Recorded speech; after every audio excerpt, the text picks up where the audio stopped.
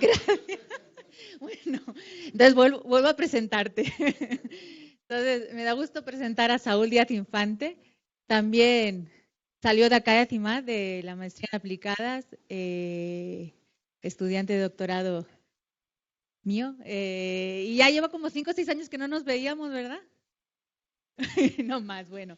Entonces, viene de la Universidad de Sonora, cátedra CONACYT, y un poco le cambiamos y nos vamos a trabajar a modelación con ecuaciones diferenciales estocásticas en biología. Y bueno, pues la idea es que nos dé unas bases, ¿no?, en esa área. Muchas gracias, Saúl.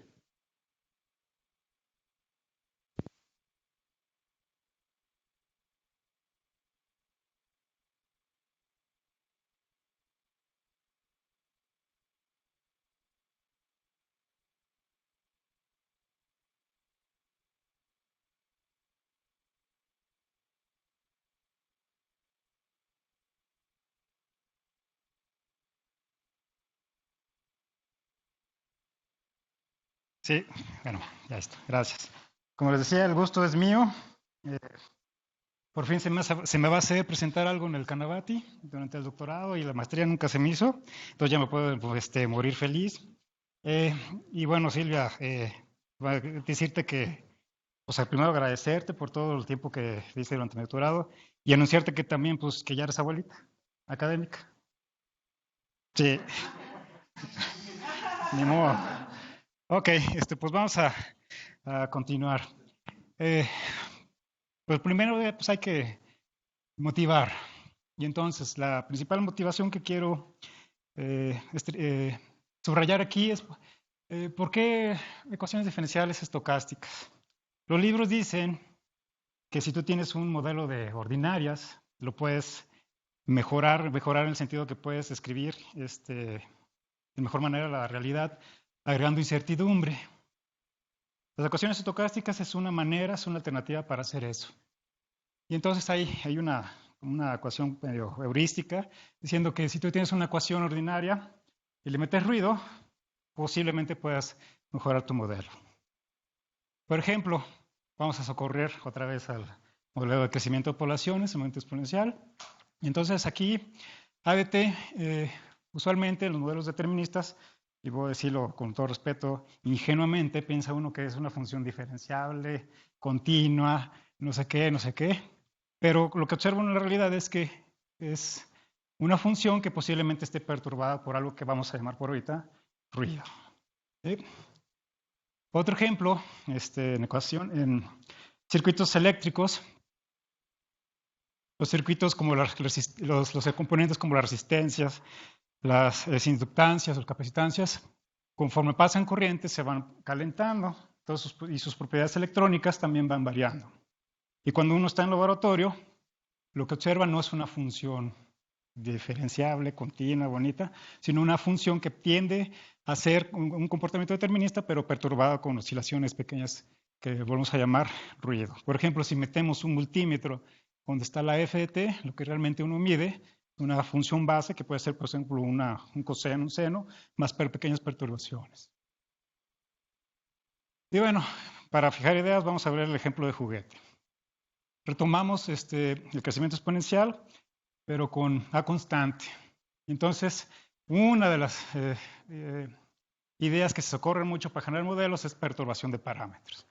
Y es agarrar la A, considerar un incremento infinitesimal de tiempo, y en ese incremento infinitesimal de tiempo, en ese intervalo infinitesimal de tiempo, perturbarlo por algo que conocemos como movimiento urbaniano. Entonces, donde tengo la A, cambio por la diferencial A de t más sigma de bt, que por ahorita dejen nada más ponerles la etiqueta de es una diferencial de Browniano más una constantita. Entonces, si sustituyo en el modelo, ya tienes tu ecuación diferencial estocástica.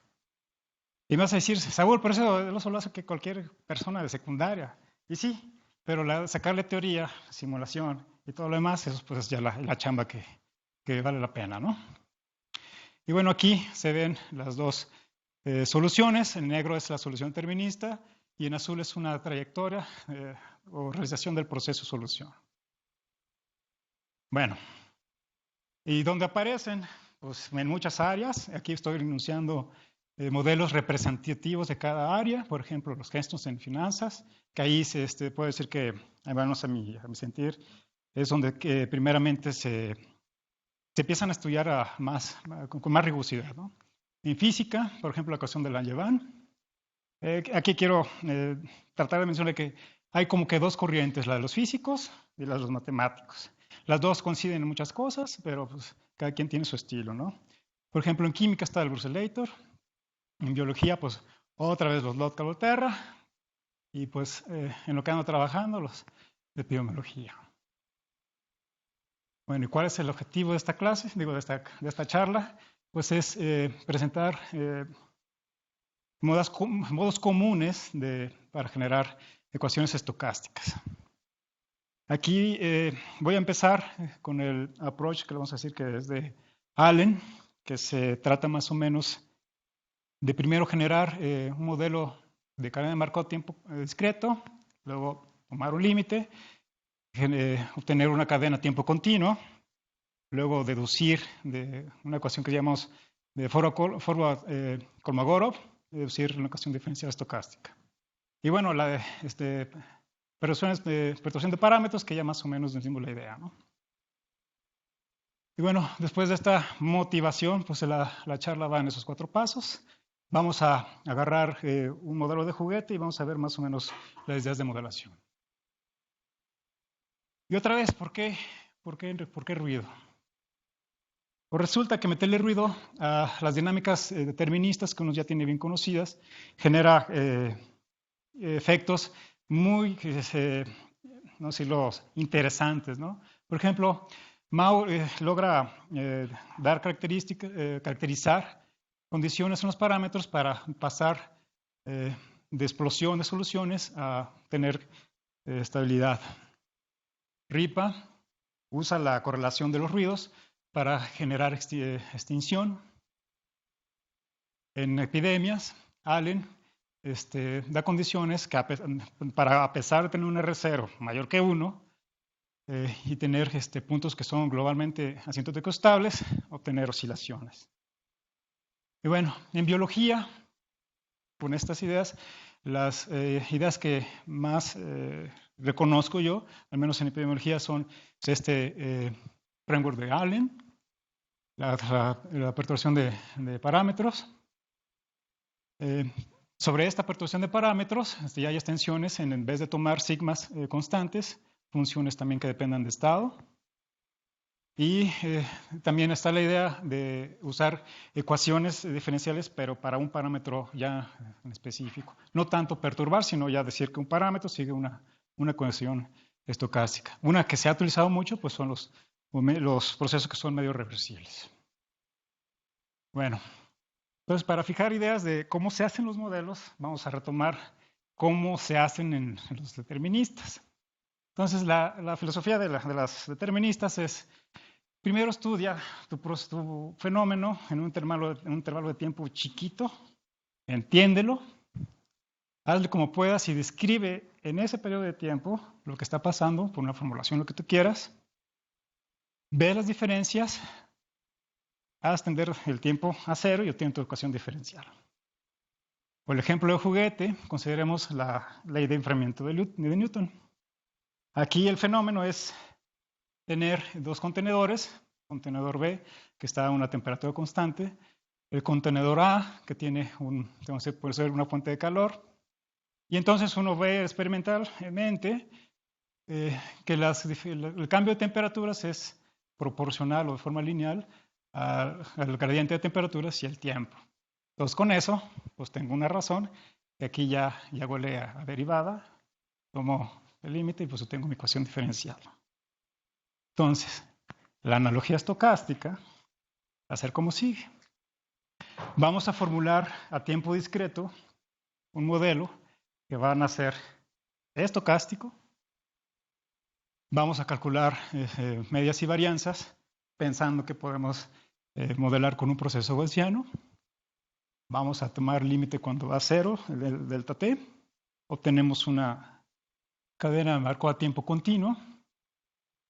Y entonces, Con la cadena de tiempo continuo ya establecida, vamos a ver las analogías de la ecuación Forward-Kolmogorov y de ahí deducir nuestro modelo de ecuación diferencial estocástica. Entonces, el modelo de juguete para fijar ideas es el SIS. Aquí ya Benito nos hizo el favor de dar la notación. Esos son susceptibles y son infectados. Nomás hay esos dos tipos de poblaciones. Y beta va a ser la probabilidad de adquirir, de generar infección una vez que haya contacto. S por I entre N es la probabilidad de que haya un contacto. Gamma es una tasa de recuperación y B es una tasa de nacimiento. Vamos a, para simplificarnos la vida, suponer que N es constante. Entonces, puedo simplificar este modelo de 2 dimensiones a una dimensión. Es decir, si yo sé y conozco S, puedo calcular I y al revés. Y de ese modelito ya se sabe todo. El R0 es el numerito. Y pues no voy a ahondar mucho en el que es el R0 de esas cosas, pero lo que sí es importante es decir que si es menor que 1, entonces este punto libre de enfermedad, donde toda la población es susceptible y no tengo ni un individuo enfermo, es un punto libre, es un punto asintóticamente estable. Y si R0 es mayor que 1, existe un endémico y estos dos son positivos. Bueno, entonces, ahora ¿cómo lo hacemos para hacerlo estocástico? Entonces, la primera es considerar tiempo discreto y estados discretos. Es decir, el proceso va solo a tener valores en 0, 1, 2, 3, 4, sucesivamente n, donde n es el número tamaño de la población. Y voy a pedir varias hipótesis para hacerlo estocástico. La primera, bueno, voy a definir notación, P de I de T, me va a denotar la probabilidad de que el proceso esté en el estado I a tiempo T. Y el tiempo T va a ser 0 delta T, 2 delta T, 3 delta T, así sucesivamente. Voy a pedir la propiedad de Markov, que significa que la probabilidad de que mi proceso en tiempo T más delta T esté en un cierto estado es independiente de la historia. Es decir, esto es que vale a esto. Y también voy a pedir, esto ya es más de modelación y es capricho, pedir que las únicas transiciones que tengan probabilidad positiva son las de una transición. Es decir, ganar un infectado, quedarme en el estado donde estoy o perder un infectado. Eso es con toda velocidad ventaja para ver este tipo de transiciones, este proceso como un proceso de nacimiento y muerte. ¿Okay? Y bueno, con esas hipótesis y de acuerdo al modelo, uno plantea su cadena de transición. Como sigue, o sea, este término de aquí me está diciendo cuál es la probabilidad de ganar un nuevo infectado. Este término de aquí me dice cómo perder un infectado. Y este término de aquí me dice cómo quedarme en el estado donde estoy. Y para garantizar que este sea un kernel de transición, pues tengo que pedir esta condición. Aquí el grafo. Nuevamente, para que no haya cambio, me quedo en I. Si ocurre un recuperado, pierdo un infectado, entonces me voy para acá. Y si gano una infección, me voy a I más 1. Bueno. Entonces, para simplificar notación, voy a decir B de nacimiento, de birth, D de muerte, death. Y planteo la ecuación de Forward-Kolmogorov. Y lo que me dice esta ecuación es cuál es la probabilidad de que tiempo t más delta t esté en el estado I. Este término me dice, si estás en el estado I menos 1 y hay un nacimiento, con esta probabilidad. Más, si estoy en el estado I más 1, para irme al I, tiene que ocurrir una muerte, y esta es esta probabilidad. Y si ya estoy en el estado I, pues tiene que ocurrir la probabilidad de que no pase nada.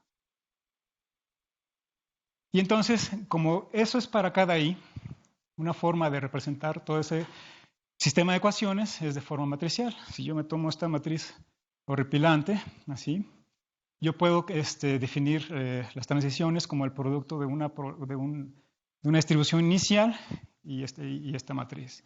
Entonces, así sucesivamente, si quiero calcular n transiciones, es calcular p por p por pp, o la potencia enésima más 1 por la condición inicial. Pues resulta que con estas hipótesis hay una distribución estacionaria que coincide con el punto libre de enfermedad, es decir, PDT cuando t va a infinito es 1, 0, 0, 0, donde el 1 corresponde a que no hay enfermedad, es decir, n igual a 0. Y bueno, como tenemos que calcular las medias, pues las varianzas, empezamos con eso, ¿no? Por definición, yo sé que el valor esperado de variables aleatorias discretas es la suma de sobre todos los posibles valores que puede tomar la variable y su probabilidad. Pero nosotros ya planteamos una ecuación de forma como Komogorov. Entonces sustituyo ahí y me da esa cosa que está ahí. Luego sustituyo lo que es B y D, hago algebrita y puedo llegar a esta expresión. Entonces aquí resulta algo interesante porque vemos que este término, la E del proceso al cuadrado, mayor al cuadrado de la esperanza del proceso. Entonces lo que me está diciendo, si yo sustituyo en esta relación este término, puedo tener esta desigualdad. Además, pasando los términos, estoy haciendo la algebrita y teniendo otra vez la razón de la derivada. Entonces, pues ya, Saúl saca los límites, ahí está, pues. Y entonces, lo que vemos aquí es que, reescribiendo en términos de esperanzas, fíjense que tengo n menos e, aquí tengo d y de t, aquí tengo e, d y de t, y eso ya se parece a la ecuación de los infectados del modelo determinista. Y efectivamente, lo que me está diciendo esta desigualdad es que el proceso solución tiene media más pequeña que el modelo determinista. Y así se ve la simulación. Sí. ¿No? Sí. Si yo cambio, imagínate que quito las C. Entonces me va a quedar la ecuación beta SI menos EI, que esa ecuación es equivalente, me voy hasta atrás, a la ecuación de las I. Pero cambiando notación, si cambias de variables E de I por una S y así sucesivamente, tienes esa misma ecuación. ¿Sí?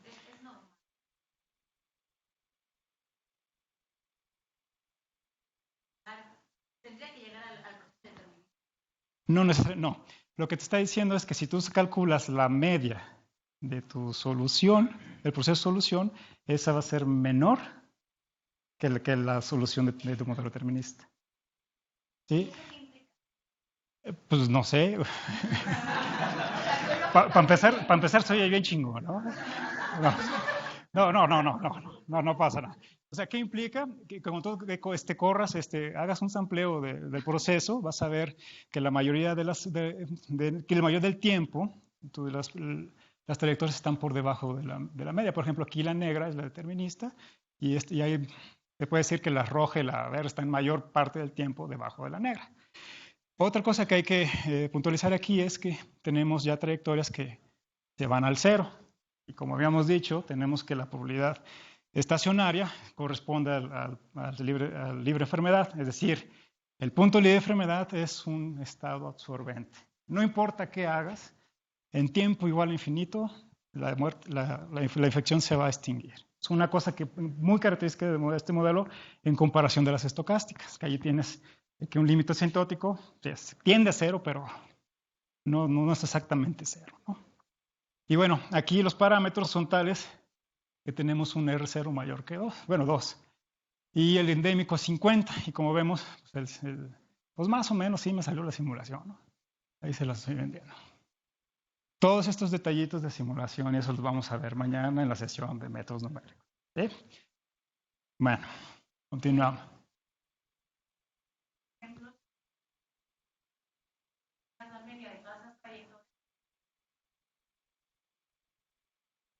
Eso es lo que dice la teoría, eso es lo que entiende Saúl. Según yo sí. ¿No lo lo quisiera hacer en otra sesión. Sí, hay que tomar 10.000 trayectorias, es un rollo. Pero sí, lo mal puedo llevar de tarea, pero no prometo nada. Ok. Bueno, entonces vamos a utilizar siempre estos parámetros para las siguientes simulaciones. No la traigo, pero me queda de tarea. Pero a ver, ¿qué información te da esto? Aparte, o sea, quiero decir, tienes el modelo determinista, ya todos sabemos qué información. Ajá. Ahora, ¿qué información extra o diferente te puede dar el estocástico? ¿Te has llegado de... Mira, pues para empezar, la dinámica del estocástico es más rica. Aunque siempre tienes que, en tiempo infinito, te vas a cero, aquí se puedes calcular el tiempo medio de extinción. ¿Sí? Para R ceros mayores que 1, ese tiempo es más grande que para R ceros menor que 1. Es un comportamiento análogo, ¿no? Entonces, también por trayectorias, si quieres ver, si estás interesado en simular con respecto a trayectorias, pues te va a dar comportamientos más ricos. Es decir, el determinista es te vas aquí y ya. Y si quieres generar, por ejemplo, algo, una trayectoria que, no sé, se me ocurre que no tenga que ser el mismo comportamiento, pues simplemente se amplias. fuera de lo que te da el... Sí, sí, sí. Pues sí, no sé si responde a tu pregunta. Sí.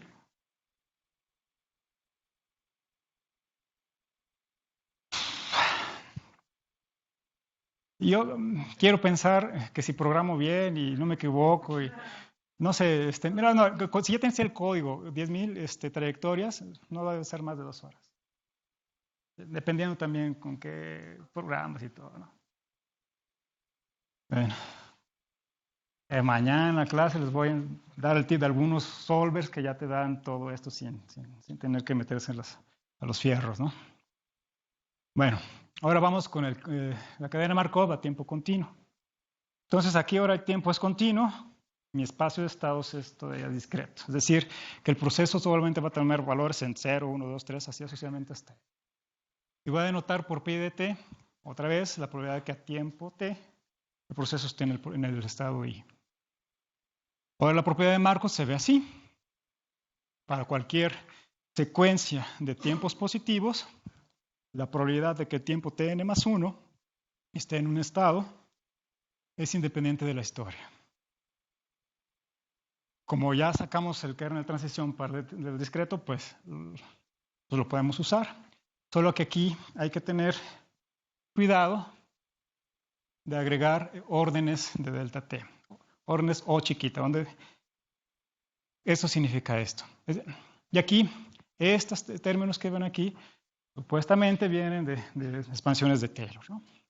Y bien, fíjense que ahora las probabilidades de una transición, de ganar uno, perder uno, quedarse en el mismo, son muy análogas, pero ahora en vez de cargar probabilidad 0 en esta parte, voy a agregar probabilidad de orden delta t. Al fin de cuentas, como voy a tomar el límite, pues esto es más bien ser riguroso. Y hacemos lo mismo. Pongo mi notación para utilizar procesos de nacimiento y muerte. Y supongo que a tiempo inicial estoy en el estado I0 con probabilidad 1.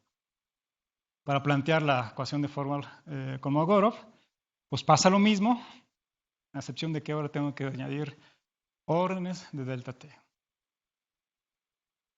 Entonces lo que sigue es sustituir la notación, hacer algebrita, y pues ya ahí tenemos lo tenemos ya de pechito para sacarle el límite, ¿no? Pues ahí está la ecuación de Forward-Kolmogorov. Como tenemos n estados, puedo representar esa ecuación de forma matricial con la siguiente matriz. Y otra vez existe probabilidad estacionaria cuando te va a infinito y coincide nuevamente con el estado libre de enfermedad. Y la relación entre la P y la Q, pues es la que está ahí.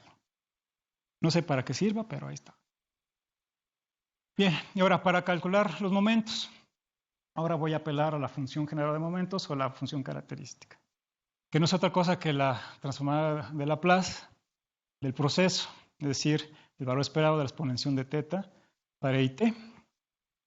Otra vez, ya sabemos que como esos toma valores discretos, podemos calcular con esa suma. Y vamos de nuevo. Resulta que si yo calculo la parcial con respecto a teta en función general de momentos y la evalúo en 0, obtengo el késimo momento. ¿Sí? Y entonces voy a utilizar esa relación. Pues derivamos con respecto a t. Como ya tengo una ecuación diferencial para Kolmogorov, pues sustituyo. Yo tengo eso. Y ahí uso un truquito para sacar exponenciales y no sé qué, bla, bla, bla, bla. Sustituyo la notación, todo con idea para que me queden términos de este estilo. IP, y cuadrada de P.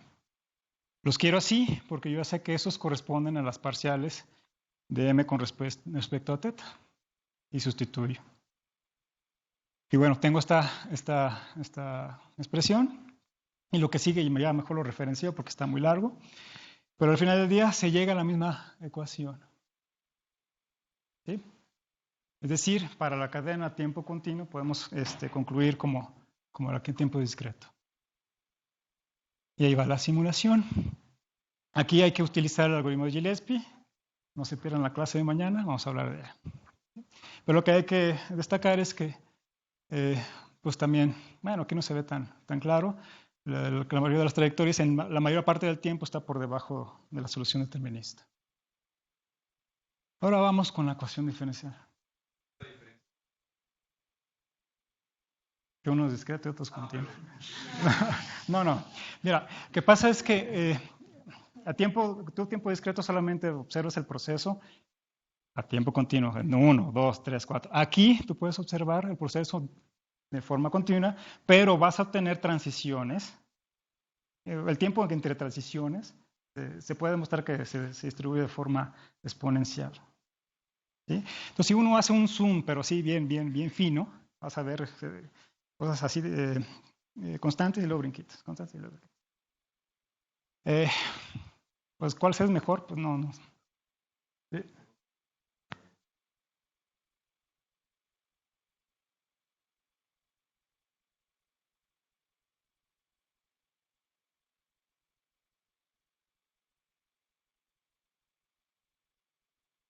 Puede tenerla, puede no tenerla. De hecho, puedes también poner condición inicial como una variable aleatoria.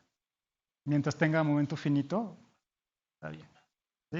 Aquí es por simplicidad.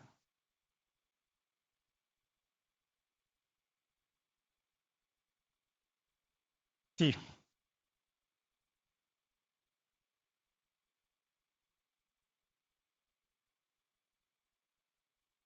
Es lo que sí.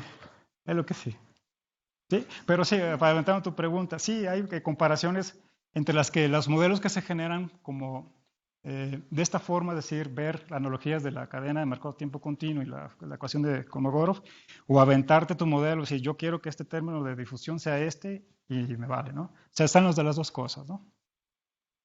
Bien, entonces ahora sí, la ecuación diferencial estocástica. Entonces, ahora mi espacio de estados es continuo, mi tiempo es continuo. Continuo, pero de 0 en n. Entonces, eso es un intervalo acotado. Y yo sé que para tiempo fijo, el proceso, IT es una variable aleatoria. Tengo que asumir que tiene distribución para poder trabajar y definir un kernel de transición. Y voy a decir que la función de densidad es P de xt, que me dice cómo calcular la probabilidad de que mi proceso esté en el intervalito A y B. Y ese es integral. ¿Sí? Bueno, también tengo que pedir la probabilidad de Markov. Y ahora se entiende así, como estamos en varios aleatorios continuos, tenemos que pedir desigualdades. Y otra vez, la probabilidad de que mi proceso esté por abajo de un nivel Y es independiente de la historia, para cualquier secuencia de tiempos no negativos. Y voy a denotar el kernel de transición, que me dice cuál es la probabilidad de llegar al estado Y en tiempo t más delta t, dado que estoy en el estado X en tiempo t. ¿Sí? Y aquí, pues, Y va a denotar Y en el tiempo más un incremento, y X va a denotar el proceso en el tiempo t. Entonces, aquí voy a ser honesto, la formulación, la deducción de la fórmula para la ecuación de forma Kolmogorov no es rigurosa, pero las ideas son estas. Voy a fijar mi incremento y en 1. Y entonces yo ya sé que para ese incremento fijo, mi ecuación de Forward-Kolmogorov se ve así. Y voy a reescribir esa expresión de tal manera que me sirva para mis propósitos. Y la puedo reescribir de esa forma, teniendo en cuenta que delta I es 1. Entonces los que hacen numérico de parciales ya saben más o menos por dónde vamos. Esto que está aquí es la primera diferencia de una parcial y esta es la diferencia, la diferencia finita de una ecuación de una parcial de segundo orden. Entonces, mañosamente lo que hago es cambiar mi notación, I es X, delta I es delta X, P de IT es P de XT, y hago ahora hacer el delta X tender a 0. Si eso pasa, estas diferencias convergen pues, a las parciales. ¿Sí? Sustituimos en notación y obtenemos pues, esa parcial. Esta es la ecuación de Forward-Kolmogorov. Resulta que en la práctica resolver esta ecuación está más horroroso que resolver ecuaciones estocásticas. Y a toda ecuación de Forward-Kolmogorov le podemos asociar una ecuación de Langevin, es decir, de parciales nos vamos a estocásticas. Y en este caso se puede hacer a partir de identificar cómo se hacen los momentos, ¿no? Sí.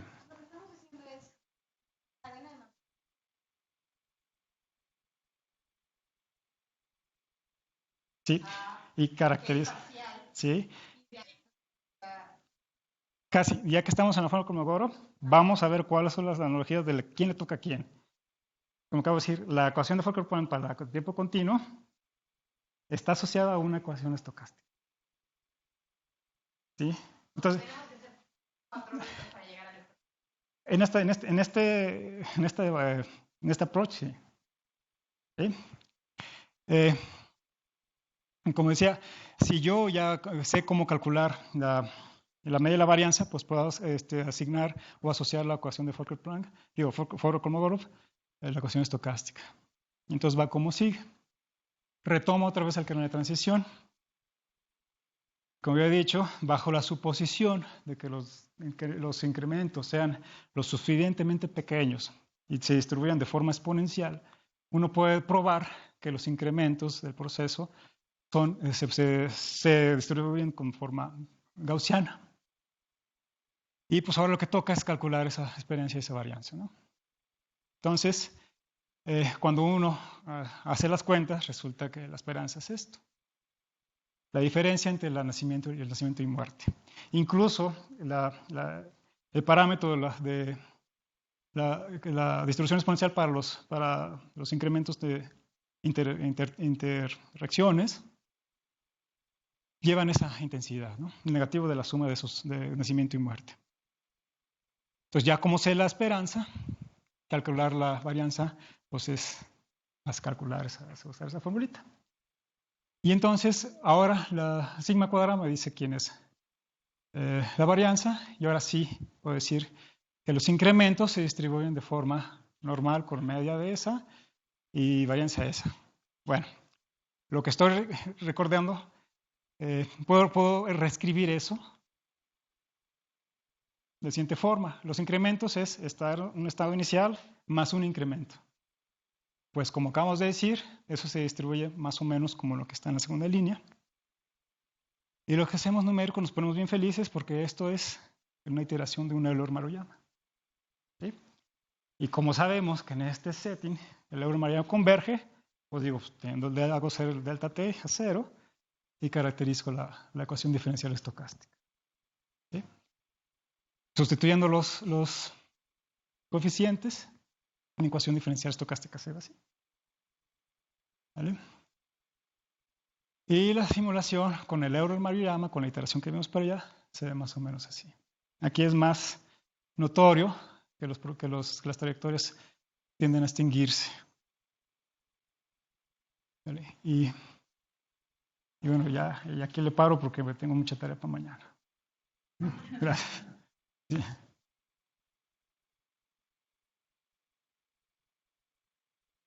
Sí. Sí. Procesos de ley, procesos de pasión compuesto, procesos. Pero para fijar ideas con eso, no creo que no es el primer paso, ¿no? Pero sí, hay muchos modelos sobre eso.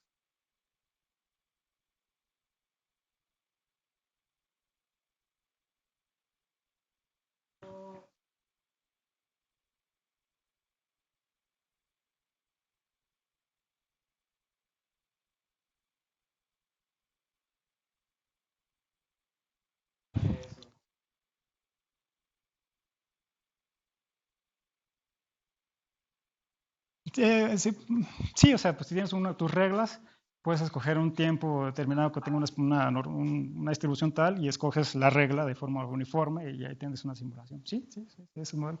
No me he metido en eso, pero sé que existe.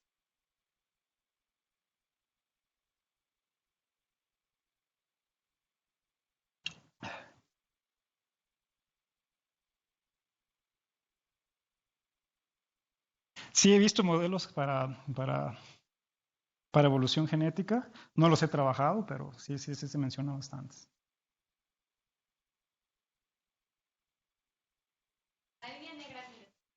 Ujú.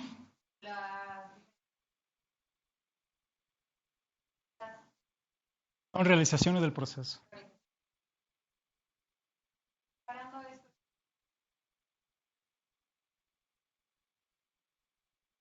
La teoría dice, y la gente que se dedica a eso, como te lo quiere vender, dice que tiene mejores, se aproxima mejor.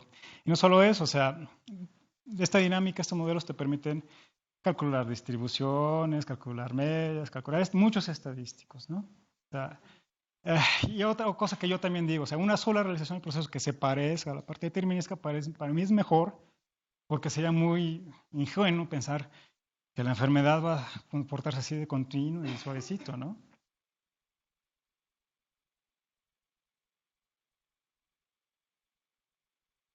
Si las existe, yo no me las traje.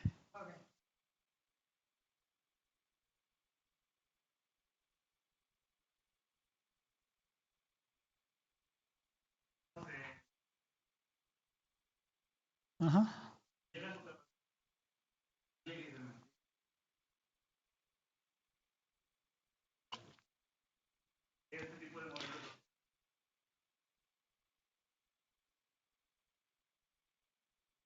Depende del biólogo, pero sí. O sea, sí, sí es cierto lo que dices, ¿no? Este, yo el approach que he visto más en biología es el de biología de sistemas. Y ahí no se utiliza tanto las ecuaciones de Ito, sino más bien utilizar el algoritmo de Gillespie. Pero sí, sí, sí, tienes razón.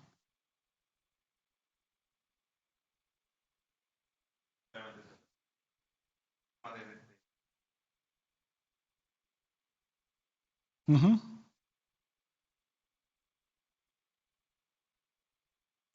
Tú me dices encontrar soluciones estocásticas analíticas. Sí, sí hay.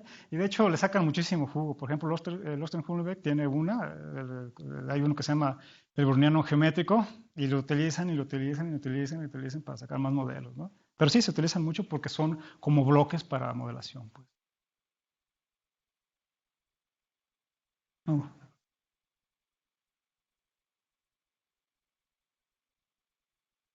Sí.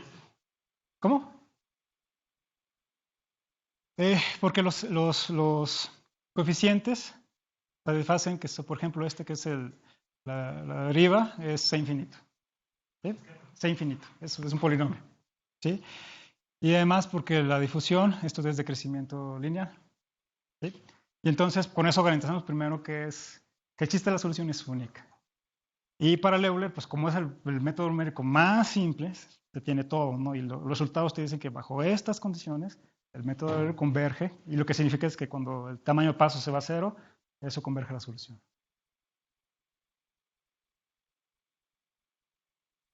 Mucha gente pone Euler aditivo, ya. Sí. ¿Sí? ¿Has hecho simulaciones comparando? Sí. Eh, yo creo que principalmente los físicos les gusta perturbar con un ruido aditivo. ¿Sí? Y ellos dicen que, pues esto me va a decir la perturbación del sistema, ¿no?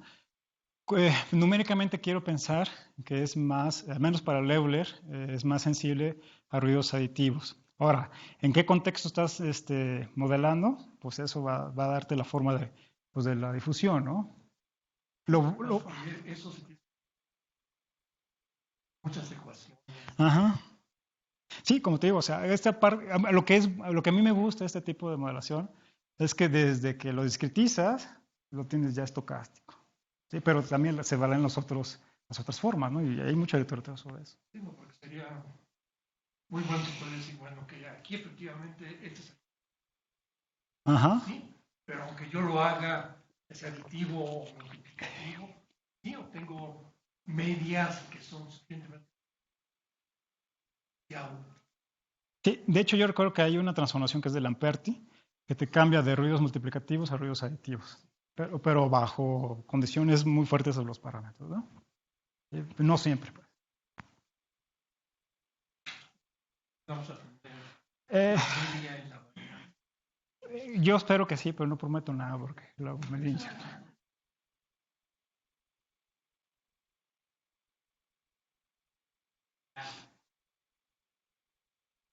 Sí, sí.